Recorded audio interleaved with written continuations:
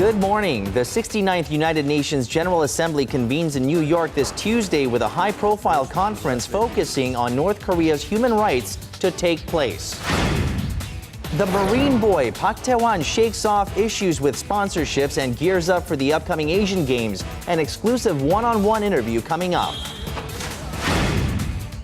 Touchscreen technology is all around us, but what will they think of next? The possibilities are whatever you can imagine. And a persistent cough without any reason can be signaling something bigger than you thought. Find out more on Korea Today, Tuesday, September 16th, 2014. From Arirang News, this is Korea Today. And a good Tuesday morning. Thank you for joining us on Korea Today. I'm Kim Young alongside Oh Jin-ju and Kim Min-jung. Today happens to be the International Ozone Day, designated by the UN in 1994 to create more awareness and to push for ozone protection. Ozone layer, right? That's right. And nations all across the globe are making concerted efforts to reduce the destruction of the ozone layer. And a recent UN report suggests that the ozone layer could recover to the level seen back in 1980s by the year 2050 if such efforts continue until then. That's right. So let's keep up the great work, right? So here are some of the things you could do. You could refrain from using products that emit CFCs and also plant a tree that emits oxygen. Right. And it's important to talk to your children about the importance of the ozone layer too. And I think I've committed a crime by using a hairspray this morning. We all Use the did. pump, right? Use Go the with the pump. gel, maybe. That's right. Also, Freon. If you're still using those air conditioners that use the refrigerant Freon, then you can use an alternative method as well. So these are important messages to keep in mind. All right, let's jump right to our top story this morning. Starting today on this Tuesday, the 69th session of the UN General Assembly will convene in New York. On the sidelines, a high-profile conference is expected to take place focusing on North Korea's human rights record, organized by the UN High Commissioner for Human Rights. Foreign ministers from South Korea, Japan, and also the U.S. Secretary of State are likely to attend the conference. Over the weekend, North Korea issued a lengthy report saying it has, quote, the world's most advantageous human rights system, while accusing the U.S. of plotting to overthrow its social system. Later in the month, President Park Geun-hye is scheduled to deliver a keynote speech at the UN General Assembly, which is likely to also address the issue of North Korea's human rights. This falls ahead of a rare speech by North Korea's Foreign Minister Lee Soo-yong, who is expected to refute the international claims. More than 2 decades after the original interview, a 15-minute video containing the testimony of sex slave victims has been revealed. 16 Korean women appear in the interview, sharing personal accounts of how they were victimized by Japan's military before and during World War II. They told us our country had been taken away and that we were in Japan for forced labor. We never got paid. The 1993 interviews released by the Association for the Pacific War Victims are part of the evidence which eventually led to Japan's landmark apology for its wartime atrocities, also known as the Kono Statement. Although only 2 of the victims who testified are alive, the group says the proof remains. It's expected to be used to fire back at Japanese Prime Minister Shinzo Abe, who has denied that clear evidence exists to support the claims of the victims. The head of the group said the video had been shelved at Tokyo's request, but they decided to reveal it now due to Japan's continued distortion of the truth. It plans to report the clip to the United Nations and reveal the full video piece by piece after assessing Tokyo's attitude towards the matter. And it's been a year since the inter-Korean Kaesong Industrial Complex reopened after it ground to a halt for 6 months last year due to soured South-North relations. And marking the occasion, Seoul's Unification Ministry said operations at the cross-border industrial park are almost back in full swing, but called on Pyongyang to be more open to foreign investors. The monthly production of goods stood at 37.6 million in June. That's about 80% of its output during its heydays, and the number of employees stands at nearly 53,000. Operations had halted in April last year after Pyongyang abruptly denied access to South Korean workers to Kaesong, some 60 kilometers north of Seoul. In reopening the complex, the two Koreas had promised to improve logistical issues, but no significant progress has been made since. Sports fans all across Asia are getting really excited as we're now just 3 days away from the opening of the Incheon Asian Games. Korea aims to finish second in the medal standings this year, and among the many medal hopefuls, there's one name that's getting great spotlight, and it's none other than Park Tae-hwan. And for more on his preparations leading up to the Asian Games, we're now joined by SJ Lee here in the studio. Good morning, SJ. Good morning, Jinju. Now, just like you said, the Incheon Asian Games is coming up, and there's a lot of athletes that we're all looking forward to, right? Whether it be Son Yeon-jae, Yang Ak-sun, even Jin Jong-ho. But you're right, Park Tae-hwan is one of the names that we're all looking forward to. And despite the fact that he's been having trouble with sponsorship and getting funding for his training, he's still been training very hard for the upcoming Incheon Asian Games. And in fact, Arirang TV had an exclusive one-on-one interview with the Marine boy himself. So let's take a look. Korea's national athletes have prepared for this moment with their sweat and efforts. The stage is set to present joy and emotions to the world. And there's an event the world is waiting for. Korea's Park Tae-hwan versus China's Sun Young. Park Tae-hwan is once again on the hunt for gold. 부담감이라든지 이런 거를 다소 조금 짊어지긴 하겠지만 그런 거를 내 개인적으로 즐거움을 위해서 시합을 뛰었으면 하는 바람이 제 자신한테 있고요. Currently, Park Tae-hwan is preparing for the Incheon Asian Games with his final training session. Despite the cold, he continues to train outdoors. Park Tae-hwan is currently in the best shape of his life, and his spurt speed improvement is being highly praised. 평균치보다 이제 콤마 몇 초 요 정도가 조금 좋아지긴 했는데 그게 좋아진 거죠. 근데 또 좋게 봐주시는 분들이 많기 때문에 저는 그 부분들이 더 힘나게 해주시는 것 같아요. Going back and forth several times through the water every day isn't easy. 지금은 이제 똑같은 훈련을 해도 다소 더 막 지친 모습이 보이고 저도 막 그런 거를 체력적으로 느끼니까 그런 부분들이 아무래도 이제 나이가 한 살 한 살 이렇게 먹으면서 조금 체력적인 부분이 떨어지는 부분이 많은 것 같아요.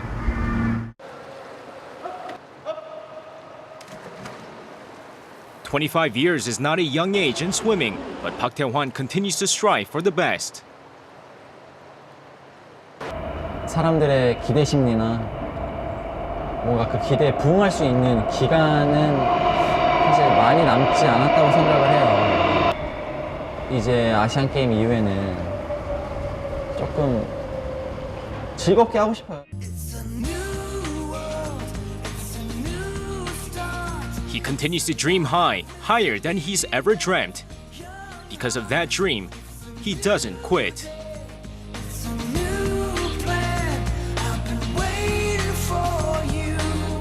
So hard work being done there. So could you tell us about some of the important dates that we should follow in his quest for gold? Now, here's the thing. I mean, the past two Asian Games, he was able to win 3 gold each for a total of 6. But this time, he's going to be competing in 7 competitions. But it's really the 4 other competitions, the 4 competitions that's kind of in the spotlight. Why? Because as we saw in the video, the exclusive interview, all the way from Brisbane, Australia, by the way, Sun Young is his rival. And that's the 4 event that he's going to be facing off against with Park Tae-hwan. And the first one is going to be the 200-meter freestyle event, and that's actually going to take place on the 21st. And he's kind of the favorite in that event. 400-meter event, that's going to take place on the 23rd. And a lot of people are saying they're going to go neck and neck. No one knows who's going to win this one. And then you have the 100-meter event, which is going to take place on the 25th. I would say Park Tae-hwan has a slight edge on this one, but it's really the last competition, the 1,500-meter event, where Sun Young is the favorite to win this one. That's going to take place on the 26th. And of course, we saw the interview with Park Tae-hwan. Tomorrow, Arirang Prime is actually going to have a special documentary on the Marine boy himself. 9 a.m. is the first documentary that's going to be aired, so hope everyone will watch that tomorrow. And so we're hoping for gold. Right. In the 100, 200, and 400. We're hoping perhaps? he's going to win all four, right? But just like I said, the 1,500-meter event, that's the kind of the difficult one. Sun Young is world-class. He's a world-class swimmer. So I would say 2-3 would be a pretty good goal for Park Tae-hwan. Okay, wish the best luck for him. Definitely. Thank you, SJ, for that report. Always a pleasure.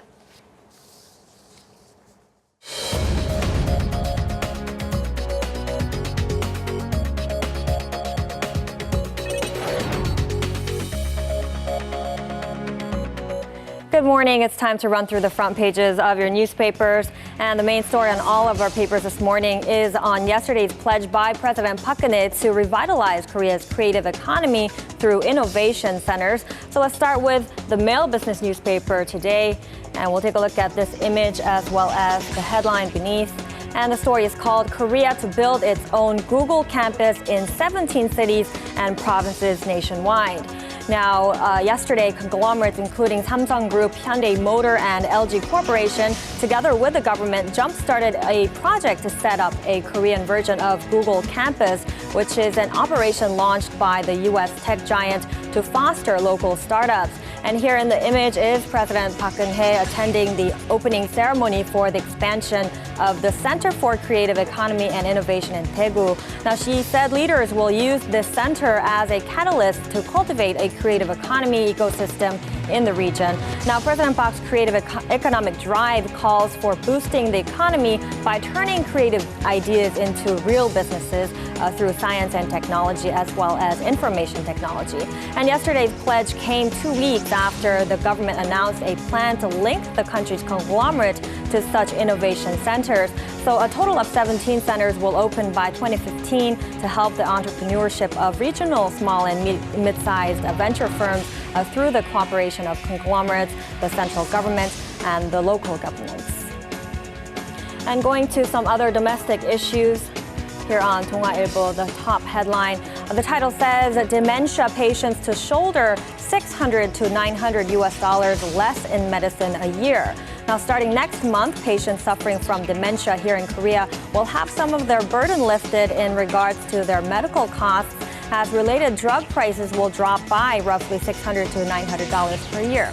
Now, the government has decided to expand the application of health insurance on medicine for treating dementia, especially for those suffering from the disease in the low-income bracket.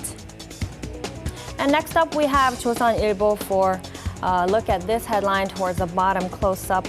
This one's on the world's rankings of universities, and the headline says Korean universities climb the ranks, but level of globalization still afar.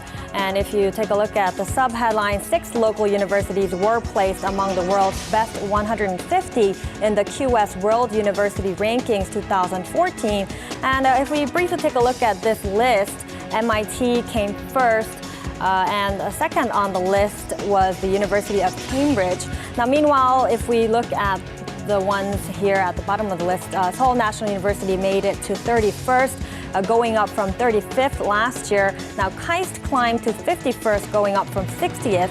And POSTECH, or the Pohang University of Science and Technology, was 86th on the list, up from 107th. So 3 of Korea's universities made it into the top 100 with improved rankings. However, the paper says in terms of the level of globalization, the country's schools still have a long way to go, as the rate of international students at Seoul National University came in at only 219th on the list. And finally, we'll wrap with a look at the business news here on the Korea Economic Daily. For this one on the side regarding the house poor here in Korea. And the article is titled Sigh of Relief for House Poor. So the number of Korean households undergoing difficulty in repaying their debt from buying houses, dubbed as the house poor, is on a decrease here in the country. House poor families have easily fallen into the trap of using more credit loans with higher interest, as it becomes harder to maintain their daily expenses while repaying their mortgages. However, if we take a look at this here, it shows with the latest government measures to revitalize the real estate market showing their effects along with the rebounding of housing prices. The number of houses in the metropolitan area put up for auction have drastically decreased throughout January to August this year from the same period last year. And that was a look at newspaper headlines for this Tuesday, and following are the stock numbers from Monday.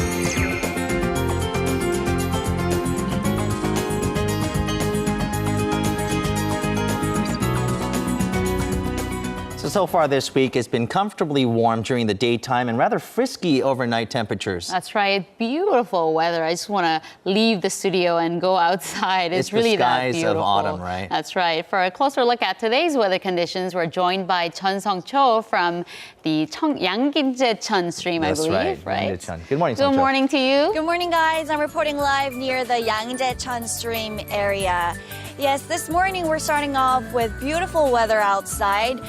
We're starting off with patchy fog in parts of the central regions toward the inland areas, so people commuting should pay extra attention on the road. We also have quite an amount of clouds building up in the skies all across the peninsula as well. Though it'll be just partly cloudy up until the afternoon, more clouds will gather up in the evening and are expected to release some precipitation tomorrow. Even today, there may be some areas with a chance of random sprinkles. Now, moving on to today's temperatures, the conditions outside will be very, very comfortable today, similar to yesterday with temperatures staying around the seasonal norm. With that, let's take a closer look at the temperature readings. Midday highs mostly fall between the range of 26 to 28 degrees Celsius, with Seoul at 27 and Daegu the hottest at 28. Gangneung, on the other hand, will be relatively cooler, just at 22. Notice the big temperature gap between the highs and lows, as much as 10 degrees in Seoul and Daegu. People are more likely to catch a cold at times like this during the change of seasons, so try to keep yourself warm during the early mornings and evenings. This is all for me with the weather forecast. Back to you, Min-jang. All right, time now to check the global headlines we're following this Tuesday morning. As always, our Eunice Kim joins us from the News Center. Good morning to you, Eunice. Good morning, Min-jung. Now, world leaders and top diplomats convened in Paris on Monday to reaffirm their resolve to fight Islamic State militants. What's the latest on that summit? Well, Min-jung, a communique has come of this meeting signed by 26 Arab and Western nations, but also China and Russia. So it's an international agreement, and it outlines a commitment to stop the Islamic State militants by all means necessary. This included appropriate military assistance for Iraq upon request, though it did not specify which Arab nations would join in airstrikes when it does come to that, nor did it specify what the coalition would do in Syria. Co-host to the conference, Iraq's President Fouad Massoum said action must come quickly, a sentiment echoed by French President François Hollande, who said his country had already begun surveillance flights over Iraq. Meanwhile, Iran has rejected the global plan to fight the militant group, saying that any U.S. incursion would repeat the same mistakes made in Iraq 10 years ago. Iranian Supreme Leader Ayatollah Ali Khamenei claimed on Monday that the U.S. had asked for Iran's cooperation via diplomatic channels. Iran and Syria were not represented at that Paris summit.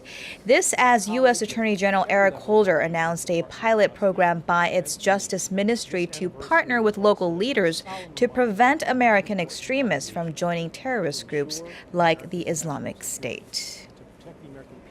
And the International Organization for Migration estimates more than 2,500 people have drowned in the Mediterranean this year.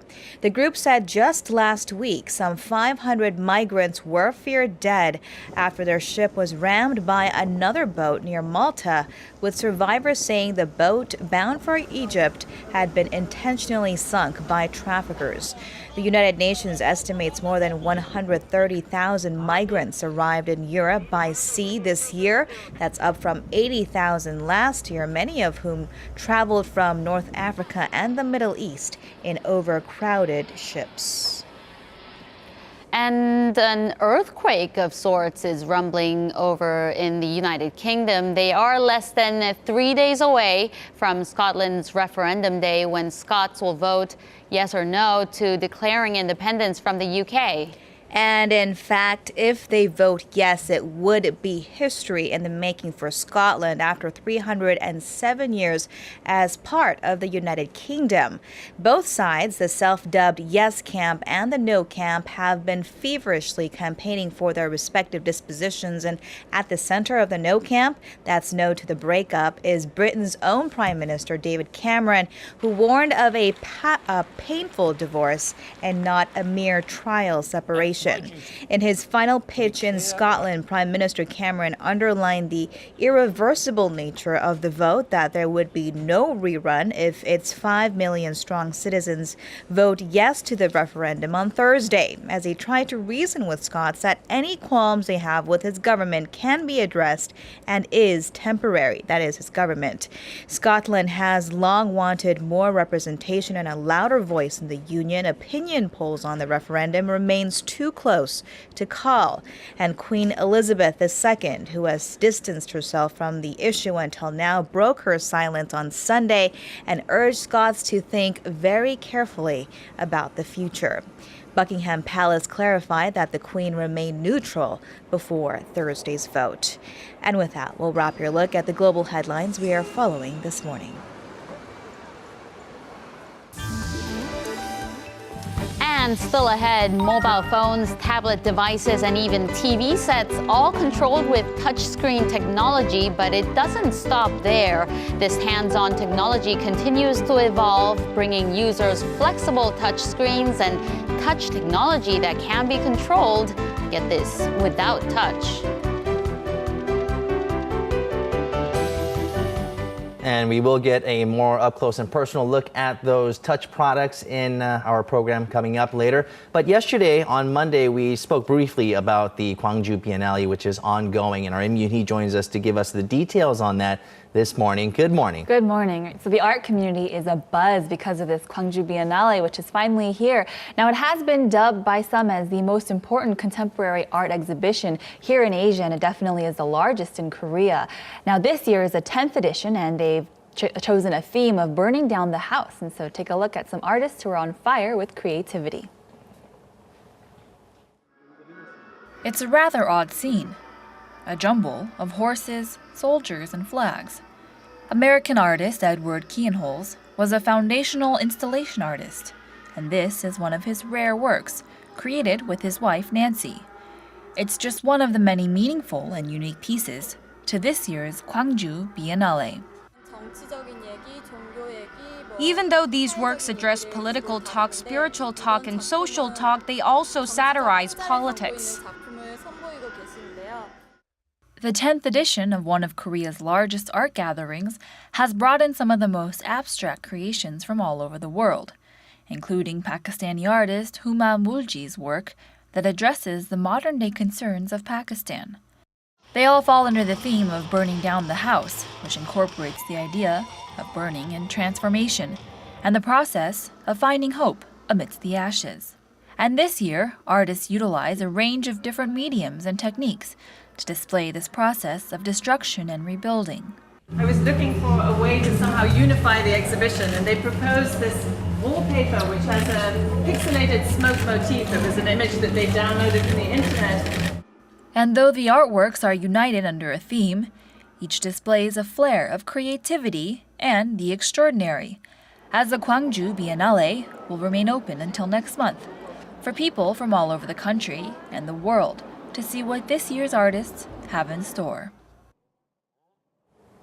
So you have a little, about somewhere around the vicinity of a month to see the Biennale. Now, it's been around for about 20 years now, and it keeps on getting stronger every time it comes around. Now, tell us the story behind the Biennale. Right, so there's actually a very interesting story. It actually was created as a memorial to the 1980 Gwangju civil uprising, and so it stands now as a symbol of freedom of speech and freedom of expression. And so artists really are drawn to that, and they really look for that, which is why it attracts so many artists from around the world. And so you'll see a lot of very strong political messages there. You'll see some very interesting pieces where artists are really free to just speak their mind and say what they want to and have it being shown. Okay, so it attracts artists, and not only that, art enthusiasts and just the common people alike, just to see some art there. So how is it doing so far? Right, so like we've said before, it's very big. It attracts many artists as well as spectators too. So in the past, they expect usually about 500,000 people every year. And last year, actually, they saw almost 700,000. And so they are expecting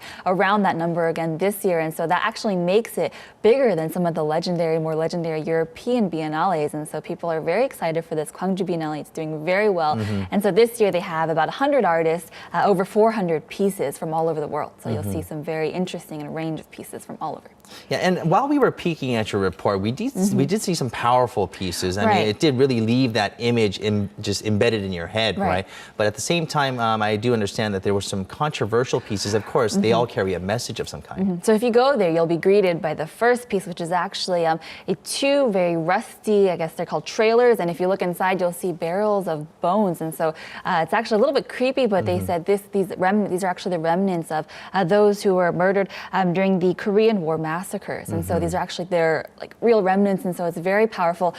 So people are a little bit spooked by this one, but this one, the artist really wanted to send this message because a lot of these people were forgotten. There are almost, they estimate over 100,000 people who were forgotten from the war, and so he wanted to bring these people to light and just bring attention to them, and he's doing so through this piece, and it's the first one you'll see at the exhibition. All right, and of course you do have until next month to see the Biennale and be a part of it all.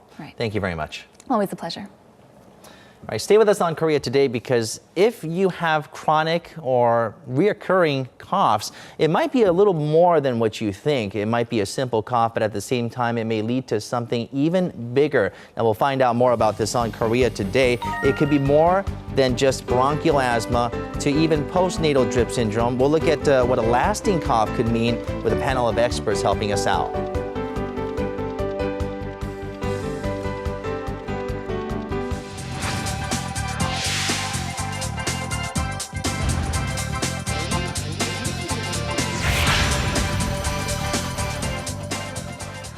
Time to see what's trending online. Actually, mosquitoes are trending online and offline as well these days. Right, it seems we're seeing more mosquitoes than we have in summer, and surprisingly, they have gotten even stronger. Right, bad news for us. All right, to tell us more about this, Hwa Sorang joins us from the digital room. Good morning, Good Ms. Sorang. morning.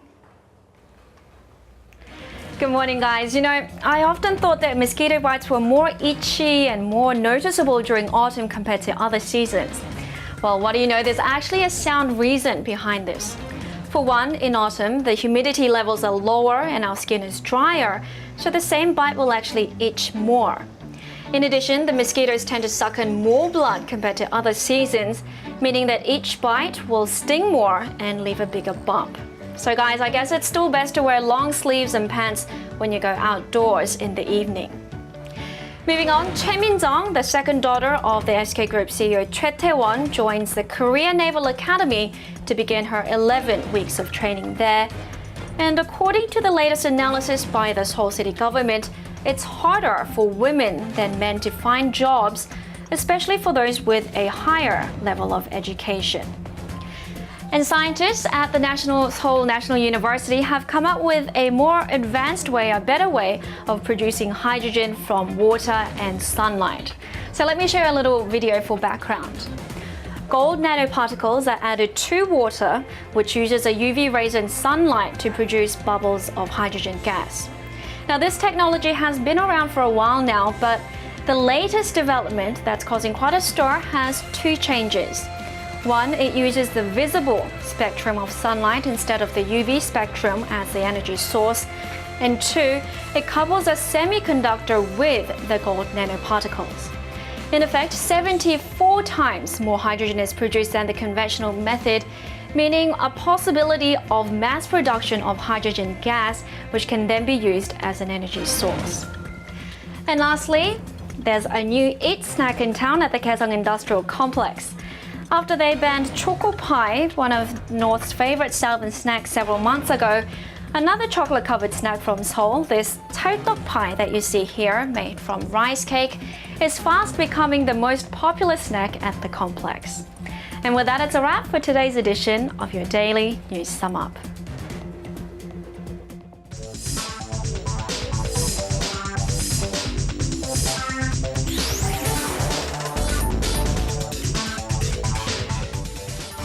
From touchscreens that can be controlled without using your fingertips to those that can read body gestures, touchscreen technology has evolved in various patterns over time. Recently, new touchscreen devices using plastic, light, and various other materials have also been developed. This panel can bend to a near 90-degree angle. But even in this state, it can still be used like a regular touchscreen. The panel itself is made with plastic. Existing touch panels are made with glass. So not only are they heavy, they also break easily, causing a great deal of inconvenience. To make up for these existing problems, a panel made with lasers and flexible plastic has been created for the first time in Korea. Unlike conventional glass panels that crack easily and are expensive, this flexible plastic touchscreen has the same hardness, better durability, but is lighter. Glass panels have rigidity, so compared to plastic, the application in terms of flexibility is low. Even with plastic, processing such as adding a layer of coating is carried out to prevent scratches, so it ends up having as much strength as glass. Plastic flexible touch panels in the future are expected to still work well while being rolled up and carried around, folded, or twisted. Here, a group of people have gathered for a meeting. They're using a beam projector to launch the presentation. And out comes a touchpad. Using this, they are able to write and make notes on the desk during the meeting. The notes disappear when the projector is turned off. It's not only that. As long as you have a wall or flat surface, you can draw images or take notes. The technology that makes this possible is the touch bar that allows people to use an infrared pen to make contact with the touch screen without using their fingertips. The key is in the camera touch technology embedded within the touch bar. The camera in the touch bar recognizes the infrared light emitted from the touch pen. It reads the coordinates and sends the information to the computer. The computer, in turn, transfers the image to the monitor. This technology also works with dual pens, allowing people to work together simultaneously. I think in the future it will be used a lot in the field of education as electronic whiteboards and even in homes. It can be attached to the television or monitor and used as learning tools. Touchscreen technology continues to evolve with the development of high-tech gadgets, adding more to the convenience of people's smart everyday lives. And as you just saw in the report, touch technology is evolving in many different ways, offering us different options. And joining us is Lee Sung-eun from iKaist to help us out with this overhead device. This is the touch bar. Good morning. Hello, and thank you for having me today. All right, so tell us how exactly this hardware works. So you basically have it overhead, and this is a whiteboard, and we have a beam projector which is projecting an image to it, and you could use this along with that pen to utilize as a touch board. Yeah, as you can see, this is a normal whiteboard, and if you just put our touch bar, you can use it as an electronic board. Mm-hmm. Okay, so electronic board, and then you can see that Windows is right there, and you can use Windows just like any other operating system. Now, this is a very simple thing to use there. And can you use your fingers as well, or do you have to use that pen? Oh, you have to use the touch pen. Okay, so this is not in the case of a installation on a whiteboard. Now, if we go over here, it could practically turn anything into a touch compatible compatible machine. This is a regular LED TV, and we have installed this as well. Can you show us how this works over here? Yeah, for example, you can just touch something to watch the video, and you can move the video with the pen. Okay, and all this is working from the infrared lighting that goes there, and it's detecting what is being written on the board. Yes, that's right. Well, sounds good. It seems like we have a few more questions over here. If you can take a seat in our desk. We should probably point out that that screen itself is not a touch screen. Yeah. It's just a regular monitor, but with the installation of that touch bar, it becomes a touch screen. Yeah, that's right. Pretty amazing. Now, it looks pretty simple. My question is, where do you get the power from? The power, the touch bar should be connected with PC USB port. To simplify the installation of the product, we designed it to use the PC USB power as a main power supply.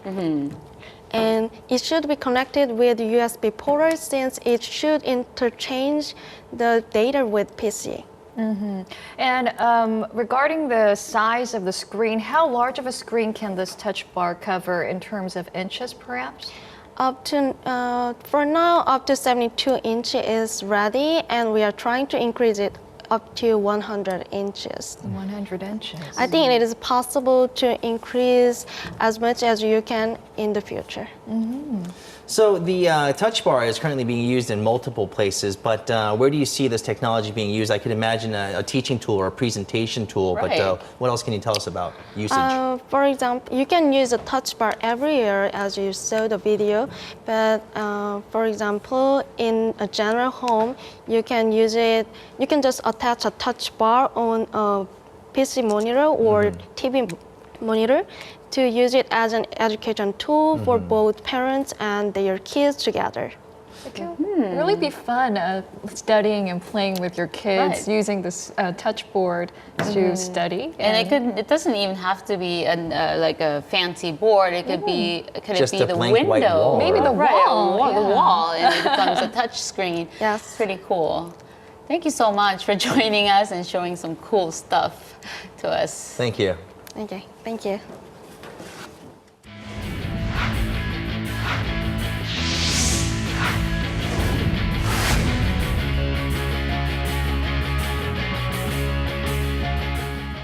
And back here on sports as we kick things off in the LPGA, where 19-year-old Kim Hyo-joo has jumped up quite a bit in the latest world rankings after that impressive win at the Avian Championship over the weekend. Now, the teen sensation who recently made the top 20 ranking for the first time in her career went from being ranked 20th in the world to number 10 after winning her first LPGA Tour major. Meanwhile, Kerry Webb, who finished second this past weekend, jumped up 4 spots and overtook Ryu So-yeon for the 5th spot. And now moving over to the upcoming Incheon Asian Games, as the opening ceremony is set to kick off on Friday. And it was announced on Monday that Olympic wrestling gold medalist Kim Hyun-woo will be the flag bearer for Korea. The Korean Olympic Committee on Monday confirmed that Kim Hyun-woo will carry the national flag at the opening ceremony. Now, the 25-year-old won gold during the 2012 London Games during the 66-kilogram Greco-Roman wrestling competition and also won gold during the 2013 Budapest World Championships in the 74-kilogram competition as well. And staying with the Asian Games, with Korea's Pro Baseball League now on a break, the Asian Games team got together on Monday and held a press conference kicking off their hunt for the gold medal. With the press conference taking place with the entire team on hand, manager Ryu Jung-il, who led the Samsung Lions to 3 straight Korea Series victories, stated that the team will win all 5 games and win the Asian Games gold. With confidence oozing out from the entire team, they're set to begin training in Jamsil Stadium before holding an exhibition game against the LG Twins later in the week. Now, not a lot of people might be following up on the Under-16 AFC Championships right now, which is currently taking place in Bangkok, but there's one reason to watch it. It's Lee Seung-woo. The 16-year-old who currently plays for Barcelona's youth team has been called the next Leo Messi by many experts. And after scoring 2 goals against Japan during the quarterfinals, more and more eyes are on the boy wonder as Korea is set to face off against Syria during the semifinals on Wednesday. And that's going to wrap it up for me. This has been SJ. Have a great rest of the day and see you guys again for your Sports Seats.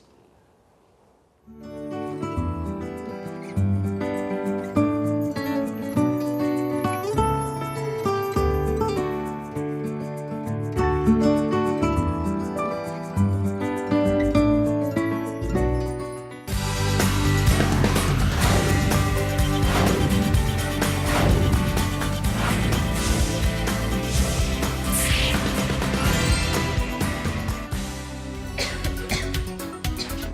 it day or night, if you suffer from chronic coughing, don't brush it away as a simple condition that comes with the change of seasons because it could end up being fatal.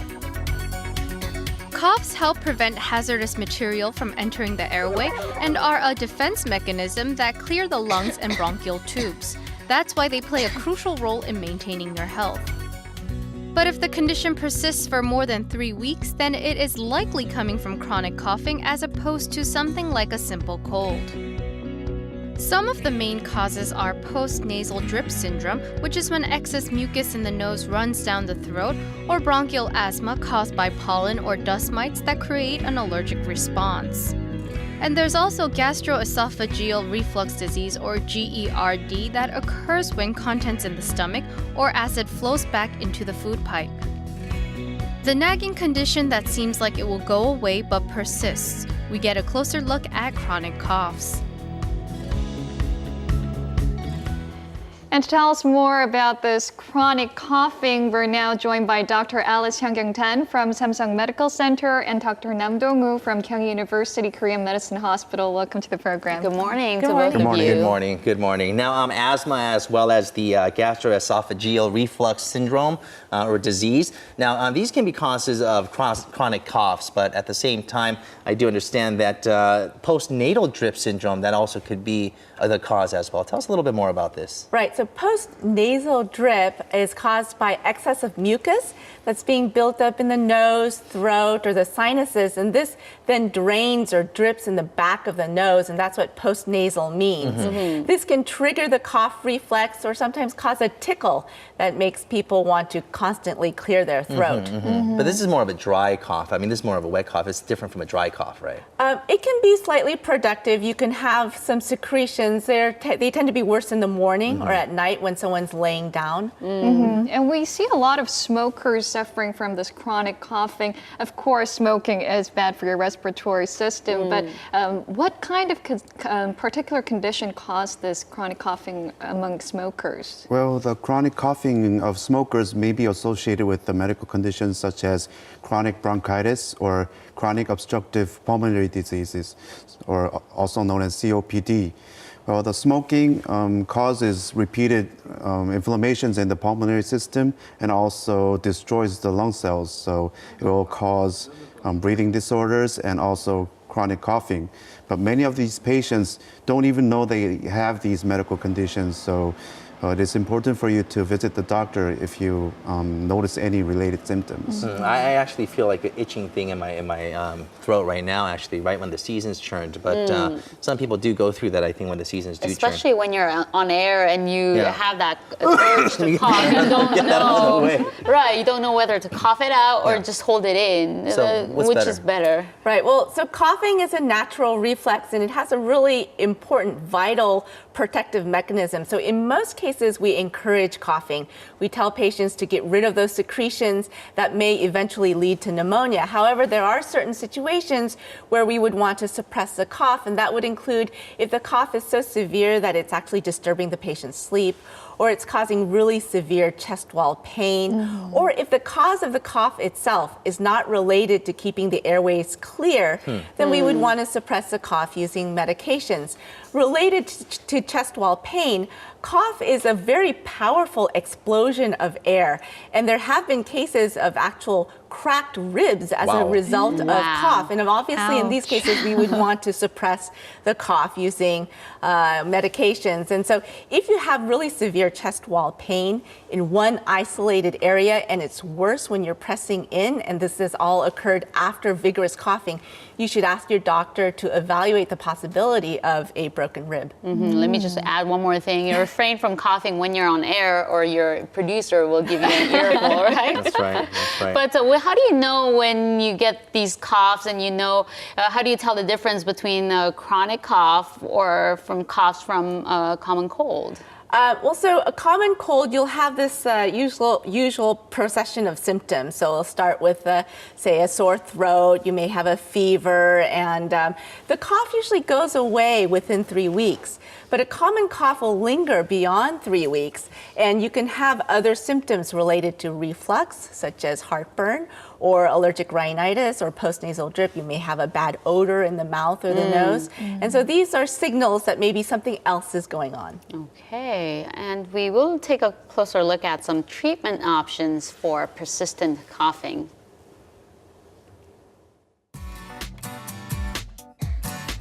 Treatment for a chronic cough begins with determining what the cause is. It's necessary to look into the patient's medical history to determine where the chronic cough is coming from, whether it should be treated with drugs, and if it is related to long-term structural issues, such as bronchiectasia. To look into whether it is caused by bronchial asthma, a test on the lungs is carried out. Through this, doctors can see whether oxygen is properly being inhaled and CO2 being pushed out. X-rays are also conducted to look at the chance of it being from mucus running down the throat from a sinus infection.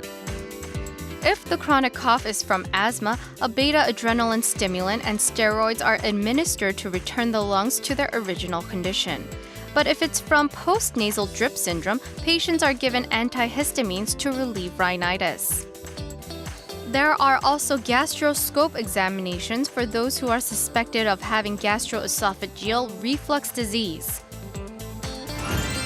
In Korean medicine, coughing patterns, phlegm, fevers, and other symptoms are looked at to identify the cause.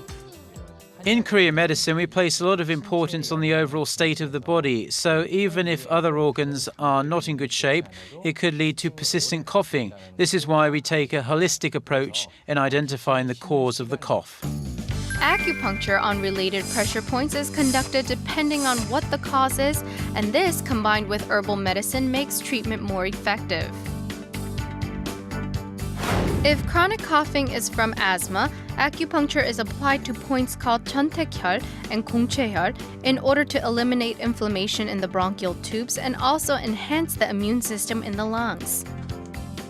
Herbal medicine with omija and Lauria P. rhizome is prescribed to remove the inflammation and boost the functions of the lungs. If the patient has postnasal drip syndrome, acupuncture is applied to pressure points known as 영향혈 and 상형혈 near the nose to eradicate the infection in the nose. Also, medicinal fluids including catnip and magnolia buds are applied to cotton swabs to treat rhinitis. In the case of gastroesophageal reflux disease, acupuncture is applied to points known as 족삼리 and 태충 to adjust the function of organs and stimulate stomach movement. Perilla frutazines and radish seeds are included in the herbal medicine, and moxibustion is also used to keep the stomach warm.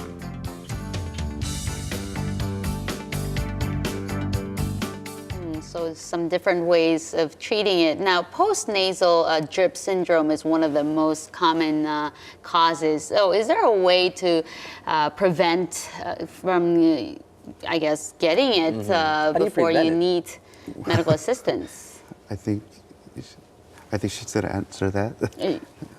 Preventing postnasal drip. Okay, yeah. So you want to try to keep the nasal passages as clear as possible. If you use a nasal irrigation, that can be helpful as well. All right, so now let's get on to the gastroesophageal. I can't even pronounce that. It's such a hard word. That's a tough word. You have the reflux disease there. It seems that some habits are important. Well, the most important aspect will be to reduce your amount of diet. So if you eat too much, the pressure of the stomach will push up the foods and the gastric acid. So, and also never lay down right after you eat. A lot of us enjoy laying down on the sofa and watching TV after dinner. It's my favorite. Yes, this will push up the food and gastric acid. Okay, so you want to make sure you digest while sitting down in the right position, right? You know, I do have a personal question. When the change of seasons come, I do get this chronic cough every now and then. I just feels like I get a quick pinch right here, and then I go into like this cough like cycle for a good minute or so, and sometimes it does get a bit painful. What would you say about that? My first question to you would be, are you a smoker? Sometimes. Yeah. And so it may be related, right? Yeah, it may be related to smoking. Okay, so dry air, and smoking. dry air irritation because of the smoking. I would actually see an ENT doctor, ear, nose, throat doctor, and get that checked out. Sometimes problems with the vocal cords can cause problems with cough, like lead to a trigger for cough. Yeah, well, what about coffee? Does coffee have an effect? Yes, the caffeine can also induce the coughing to get worse, so it's good for you to avoid drinking coffee. Because we drink a lot of coffee before coming on air. That's supposed to dry your throat out even more. It's supposed to wake you up, too. A little bit of both. Now, as a parent, I worry about my daughter when she's coughing. Is this asthma? And you just commonly link those two together. Are the treatment options that we just looked at the same, I suppose, for the asthma patients? Well, as you're mentioning, 1 out of 3 asthma sufferers in Korea is a child, and so it's a fairly common pediatric condition. The good news is that up to 90% of pediatric asthma sufferers will eventually be cured of their condition. The diagnosis for pediatric asthma in kids less than 6 years of age is a little bit different because they have a hard time cooperating with the lung function test that goes on with adults. And so asking the parent about symptoms is more important. In terms of treatment, most of the treatment options are the same. So avoiding allergy triggers and using bronchodilators, those can all be parts of treatment of pediatric asthma. I've been told to really tap on the back of the child like we just saw in the clip, and that's supposed to help?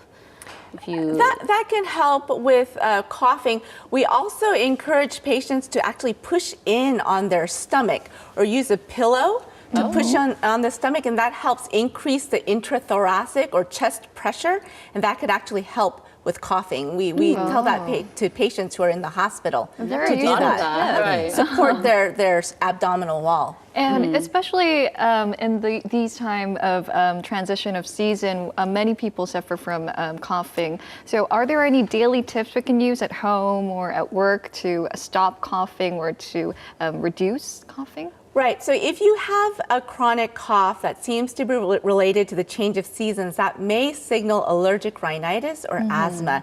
And in these cases, you want to pay special attention to your internal environment, meaning what's going on at home. So maintaining good humidity, proper ventilation, and trying to keep as dust-free an environment as possible is probably a very good home remedy.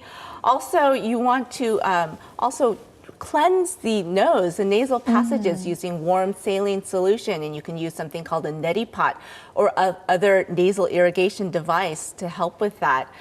Finally, thick secretions tend to be harder to expectorate or expel compared to thinner secretions, and so maintaining good hydration will keep the secretions thin and easier to expel. Finally, sleeping with your head of the bed elevated by about 10 degrees will help not just with postnasal drip, but also with reflux, which is a common cause of chronic cough. Trying to get those hospital beds in your home, right? How about in Korean medicine? Well, as you saw on the VCR, massaging the acupuncture points such as Incheon or Yeongyang can help sedate the coughing. And also, ginkgo nuts or walnuts are good for the respiratory system. So the ginkgo nuts makes the lungs warm and also enhances the lung functions. So, but it also has a little amount of toxins, so you should boil them or cook them before you eat them. Well, any other Korean foods that we normally eat, such as namuru or maybe even toraji, things like that? Toraji, I think the English term is balloon flower roots. Bellflower roots. Yes, also mandarin peels, gyulpi, and also yujacha, citrons. If you drink them as tea, it will help enhance the lung functions and prevent coughing. Okay, so these are some very natural ways to deal with the problem and prevent Since we have no tea with us, so we'll just have to settle with pressing I'll just cough. Just get that out of the way. Get in trouble with the producer. There you go. He's talking to me right now. Thank you to both of you. Thank you. You're welcome. All right, well, this is where we say goodbye for our Tuesday edition of Korea Today. And of course, enjoy your day. We'll see you back here tomorrow morning at 7. Thank you for watching. Bye-bye. Thank you, Dr.